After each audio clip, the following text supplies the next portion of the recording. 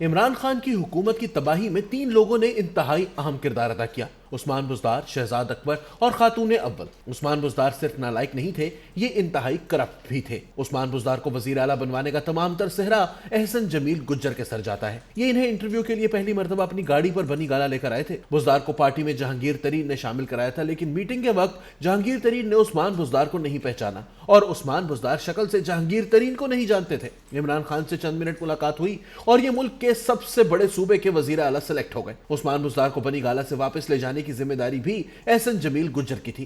یہ انہیں لے کر نکلے تو انہوں نے آفر کی: بزدار صاحب چلیے میں آپ کو گلوریا جینز سے کیپچینو پلاتا ہوں۔ احسن جمیل یہ جان کر حیران رہ گئے کہ پنجاب کے مستقبل کے وزیر اعلیٰ گلوریا جینز سے بھی واقف نہیں تھے اور ان کے لیے کیپچینو کا لفظ بھی اجنبی تھا۔ میں کسی شخص کی سادگی کو برا نہیں سمجھتا، سادگی دنیا کی سب سے بڑی طاقت ہوتی ہے، لیکن 12 کروڑ لوگوں کے وزیر اعلیٰ کو کم از کم کیپچینو کا علم تو ہونا چاہیے تھا۔ یہ سادگی نہیں تھی، جہالت تھی۔ بہرحال خاتون اول کی روحانیت کے صدقے عثمان بزدار وزیر اعلیٰ بن گئے۔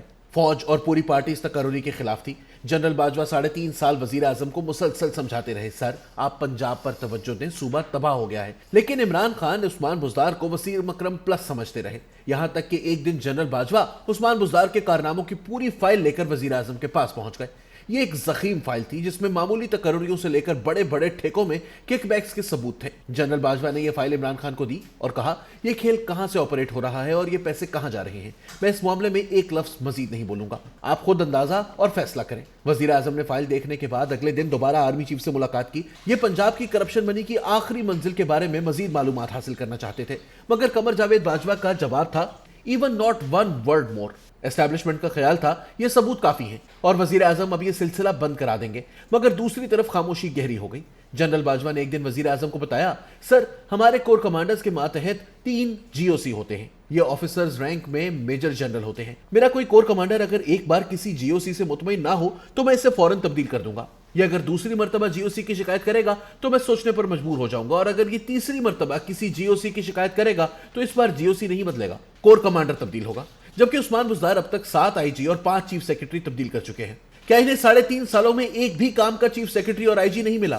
سر مسئلہ افسروں میں نہیں ہے، بزدار میں ہے۔ آپ اگر اپنی حکومت چلانا چاہتے ہیں تو آپ اسے تبدیل کر دیں، مگر عمران خان نہیں مانے۔ تاہم یہ ایک بار بزدار کو تبدیل کرنے کے لیے راضی ہو گئے اور جنرل باجوہ سے مشورہ مانگا۔ جنرل باجوہ نے جواب دیا: آپ کے پاس 2 امیدوار ہیں، علیم خان اور چودھری پرویز الہی۔ علیم خان کے پاس پیسہ ہے اور پرویز الہی کے پاس پولیٹیکل کیپٹل۔ آپ کو اگر امیر وزیر اعلیٰ چاہیے تو آپ علیم خان کو بنا دیں، اور اگر آپ خود کو سیاسی لحاظ سے مضبوط کرنا چاہتے ہیں تو پرویز الہی کو وزیر اعلیٰ بنا دیں۔ فیصلہ بہرحال آپ نے کرنا ہے۔ عمران خان علیم خان کے لیے راضی ہو گئے۔ علیم خان کو فوری طور پر لاہور سے بلا لیا گیا، مبارکبادیں بھی ہو گئیں۔ وزیر اعظم نے دوسرے دن علیم خان کا اعلان کرنا تھا۔ فواد چودھری نے رخصت ہوتے وقت جنرل باجوہ سے کہا: باس آپ زیادہ خوش نہ ہو، درمیان میں ایک رات ابھی ہے، وزیر اعظم نے ابھی گھر بھی جانا ہے، یہ فیصلہ صبح تک برقرار نہیں رہے گا۔ اور دوسری صبح یہی ہوا۔ عمران خان کا ارادہ بدل گیا۔ علیم خان سے یہ بے عزتی برداشت نہیں ہوئی، انہوں نے پارٹی کے خلاف پریس کانفرنس کر دی۔ پی ٹی آئی نے ان کی ٹرولنگ شروع کر دی۔ علیم خان نے اس پر دھمکی دی: آپ اگر باز نہ آئے تو میرے پاس جو کچھ ہے میں وہ پبلک کر دوں گا۔ اس کے بعد آج تک پارٹی کی سینئر قیادت نے علیم خان کا نام نہیں لیا۔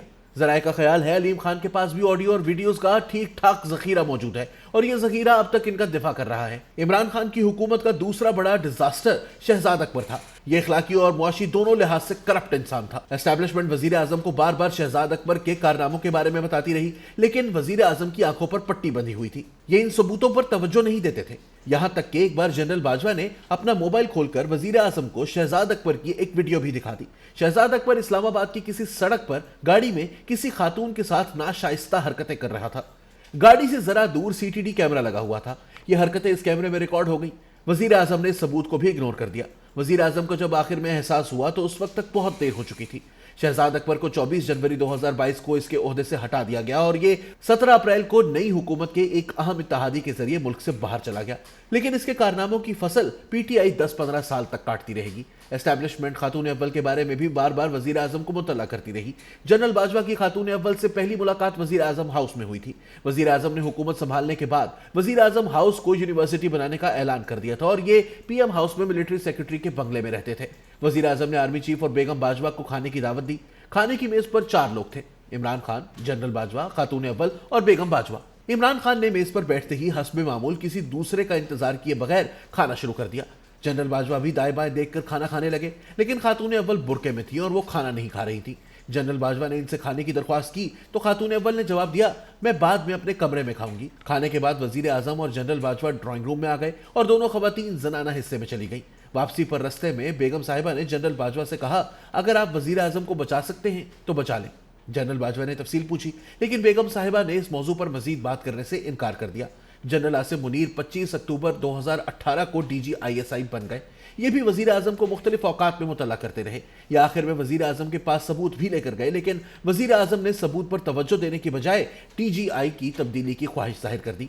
वजीर आजम जनरल फैज हमीद को DG लगाना चाहते थे। जनरल बाजवा ने इन्हें समझाने की कोशिश की, सर फौज में अफसर कुछ नहीं होते, इदारा होता है। जनरल आसिम शानदार अफसर हैं, आपका फैसला दुरुस्त नहीं। मगर इमरान खान नहीं माने। जनरल बाजवा हर फोरम पर कहते हैं, फौज ने इमरान खान की मोहब्बत में 2 जर्नलों के इमेज और 2 के करियर की कुर्बानी दी। ये जनरल्स कमर जावेद बाजवा, आसिम मुनीर, फैज हमीद और फैसल नसीर हैं। बहरहाल अल्लाह ताला को जनरल आसिम मुनीर की आजिज़ी पसंद आ गई और इसे इसने वहां पहुंचा दिया जिसकी किसी को भी तवक्को नहीं थी। एस्टैब्लिशमेंट का ख्याल था हुकूमत के ज्यादातर अहम फैसले खातून अव्वल करती हैं। ये अगर इजाजत देंगी तो वजीर आजम दूसरे मुल्क का दौरा करेंगे और ये अगर वजीर आजम को बुला लेंगी तो ये मीटिंग से उठकर चले जाएंगे। वजीर आजम ने 3.5 सालों में बरतानिया का दौरा नहीं किया। क्यों?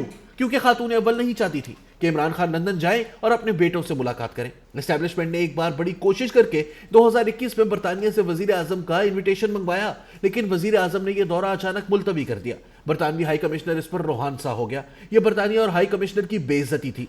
जनरल बाजवा ने इससे कहा, एक्सेलेंसी वजीर आजम मेरा बॉस है, मैं इसे कैसे मजबूर कर सकता हूं। वजीर आजम को समझाने की भी कोशिश की गई मगर ये नहीं माने और यूं बरतानिया के साथ भी ताल्लुकात खराब हो गए। एस्टैब्लिशमेंट का ख्याल था ये फैसले खातून अव्वल कर रही हैं और वजीर आजम इनके जेर असर हैं। जब वजीर आजम को समझाने की कोशिश की जाती थी तो इनका जवाब होता था, बुशरा बीबी एक मुत्तकी और परहेजगार खातून है, ये 36 घंटे का रोजा रखती हैं। और बताने वाले एक दूसरे का मुंह देखकर खामोश हो जाते थे।